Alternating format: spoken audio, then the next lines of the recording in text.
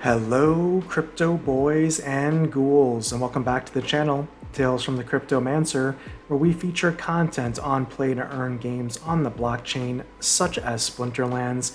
And in today's video, I want to talk about total collection power in the Splinterlands game. And I gotta be honest with you, I think this video is going to be a little bit controversial, and I honestly don't know how I feel about the data myself. I'm still digesting it, but I just want to present the data as it is and have it as a point of discussion for the community.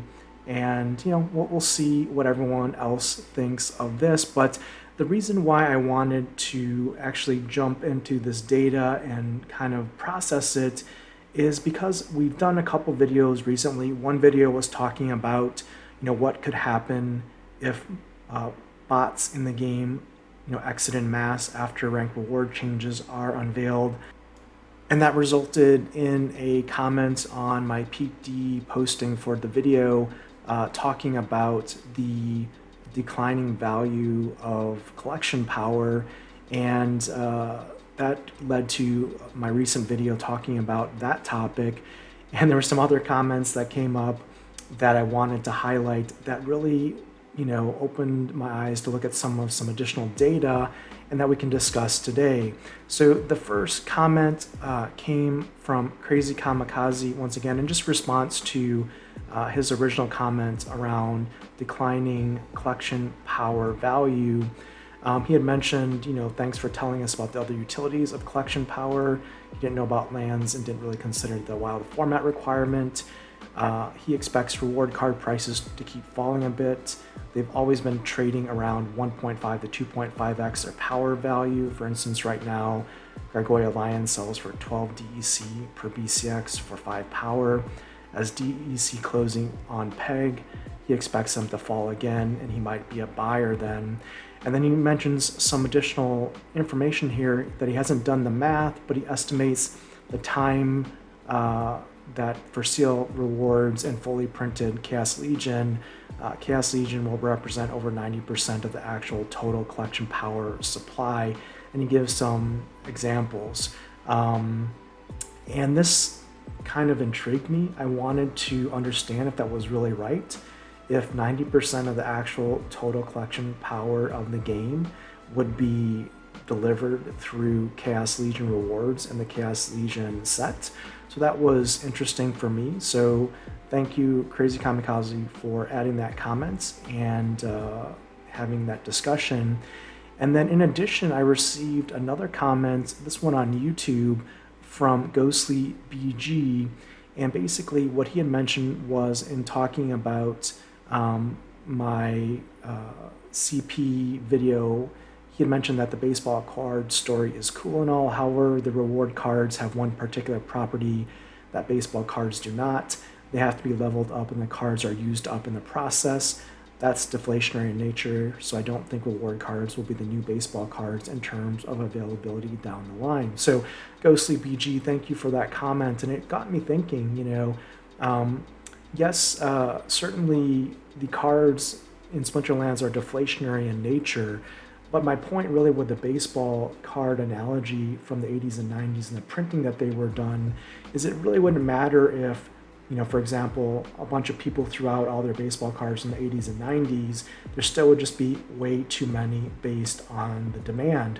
So even if they were deflationary in nature by people just throwing them out instead of like burning Splinterland cards, if too many were ultimately printed, that still has an impact. So again, going back to Crazy Kamikaze's comment, I wanted to really understand the collection power ratios in the game between Chaos Legion rewards and Chaos Legion packs, as well as the overall game.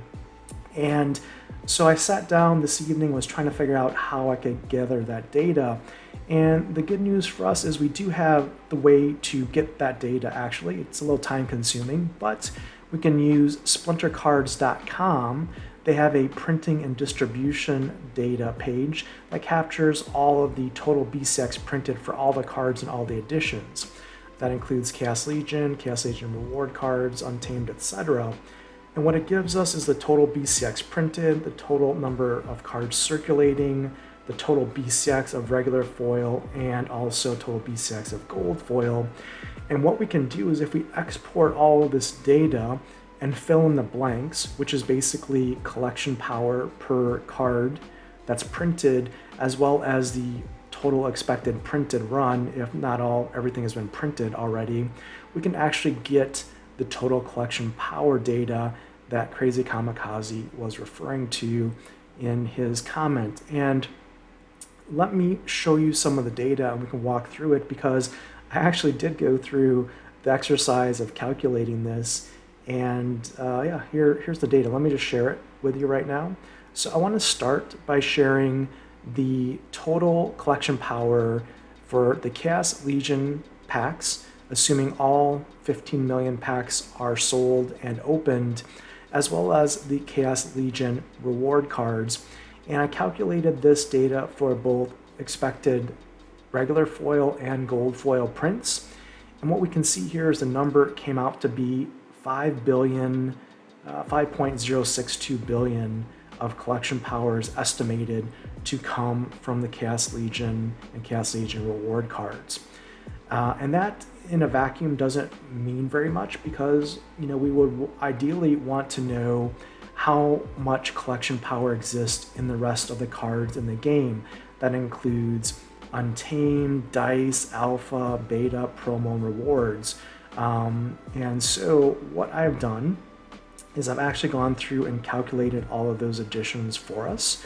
And one thing to note is I didn't calculate the Gladius edition. Those are the gladiator cards that add collection power through the brawls in guilds, because there's not a definitive print run on those cards. They're just going to keep being printed. So I really couldn't estimate that very easily, but everything else we could. And what was interesting to note is the total of all other cards for collection power in the game, assuming 100% print rates for all of these editions, Untamed, Beta, etc. Now this is a little bit of an estimate again, because not 100% of Untamed packs are opened. Same thing with Alpha and Beta packs. There's still some of those packs open, but for the most part, we can assume they're pretty much close to 100% for an estimate purpose of being printed. And the number that we received is 3.083 billion collection power is the collection power that exists outside of Chaos Legion and Chaos Legion reward cards. So that is an interesting number. And if we go back again to this, what it tells us is the total in-game percentage right now, if everything was open for Chaos Legion, would be Chaos Legion would account for 62.15% of the total collection power in the game, which is an interesting number. But we have to do some math here, and bear with me as I walk through the numbers to kind of come up with some findings here. But one of the things that I wanted to understand was we have the total daily active users that we have in the game at the moment, because we know that we can pull that from Peak Monsters, and that number is actually averaging over the last 30 days 398,984 daily active users. Now if we do some extrapolation and some basic algebra here, what we will come up with is based on a 62.15% of the collection power in Chaos Legion reward cards, we can say, well, what is the number of pre-Chaos Legion players required to keep the same ratio? Meaning, if we had this 3 billion collection power before Chaos Legion was released, and we had prices at that point in time being X, if we wanted to see the same prices after Chaos Legion was printed and all opened and released, what would be the number of daily active users that we had to have, let's say in October, before Chaos Legion was released, to mean that the same pricing would be equal given the new collection power with Chaos Legion being in place. So I know that's a little bit of a mouthful, but hopefully it makes sense. And basically what we're saying is, if the number of players in October was 151,000 daily active players in October, and we added roughly 250,000 since October to come up to 398,000 daily active users. Then the increase of the collection power in the game, of an increase of 62.15%, would mean that we would expect prices to be eventually, once everything is open for Chaos Legion, to be the same value of cards in October as today. Well, we know that's not the case, right? Because obviously cards are not the same price as they were in October.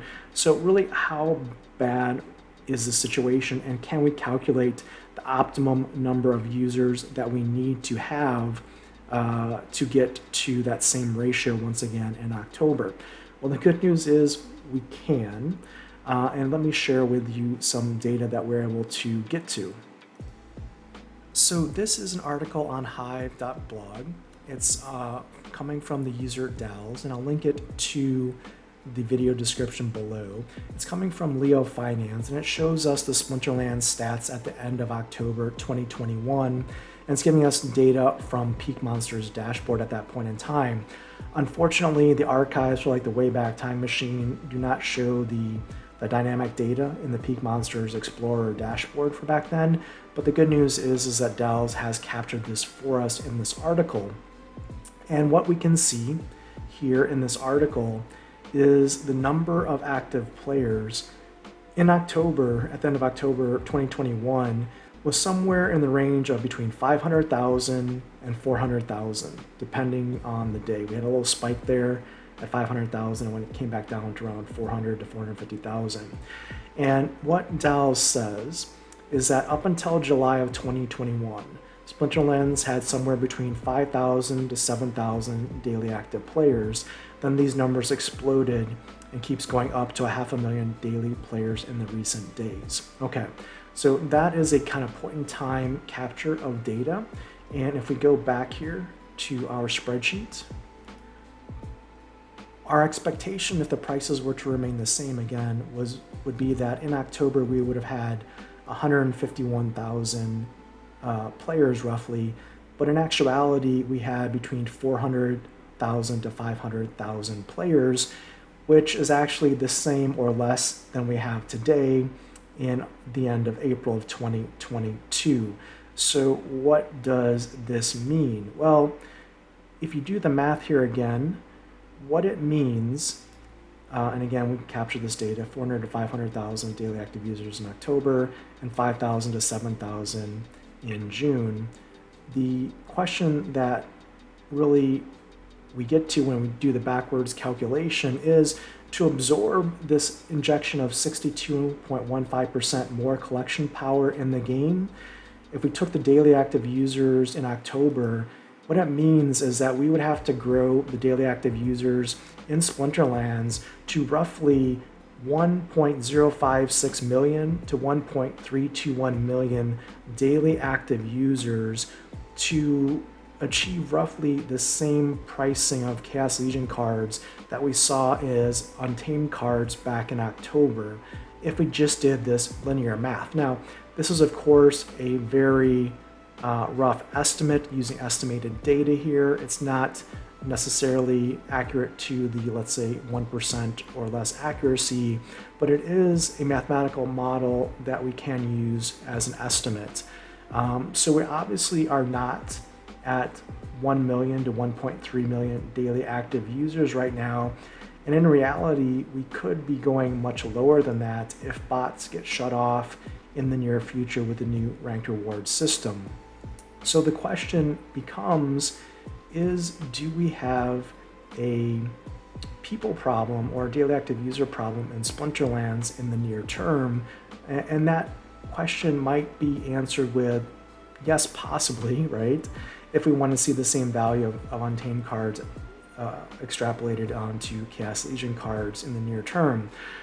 Can we get to 1.3 million to 1 million daily active users? Yeah, I definitely think we can. Is it going to happen in the next 30 days? Probably not. So I think we should set expectations accordingly on this extrapolation of data. The one thing I just want to note as well, just so people don't go immediately panic when they see these numbers, right, is remember, in June of 2021, Splinterlands had between 5,000 to 7,000 players in the game, and they had 3 billion collection power in the game. So, what changed is between June and October, we added roughly, I don't know, between 400 to 500,000 daily active users to the game, and we didn't add any collection power, and that's why the prices ran up the way they did. So again, if we can add the players into the game and the game continues to grow through the tournaments and the rank reward system and the ranked battle rewards coming up, we definitely can see those values once again, but we have to be realistic in our expectations around time frame and what it might take to get to that point, because again, you can see the number of users here in June, 5,000 to 7,000, jumping to 400 to 500,000 in October is a significant increase in users, which obviously increases demand, and the limited supply on the market made it such that prices rose. Two additional points that I would like to make here is just to highlight that, again, the daily active users between now, which is April of 2022, and October of 2021 has not gone up. In fact, there's a case that can be made that it has gone down a little bit. And at the same time, if the number of users has not gone up, but we've effectively injected 1.64 times the collection power available into the game without adding any additional users, that definitely could be a good reason why card prices are what they are. One additional point that I just want to call out is this analysis is just looking at collection power as the factor for pricing and the data that we're going through here, right? But we know that that is not necessarily how market prices are obtained. It's not just about collection power, because the collection power for an Untamed card is different from a Chaos Legion card, even though it takes 400 commons, for example, for Chaos Legion to make a max level card, as the same as 400 commons in Untamed. So it's not a direct one-to-one ratio on the number of cards in the ecosystem, even though the collection power is less. So keep that in mind as well. That math was not factored into this data set. This was just purely looking at collection power. So there's the data for discussion.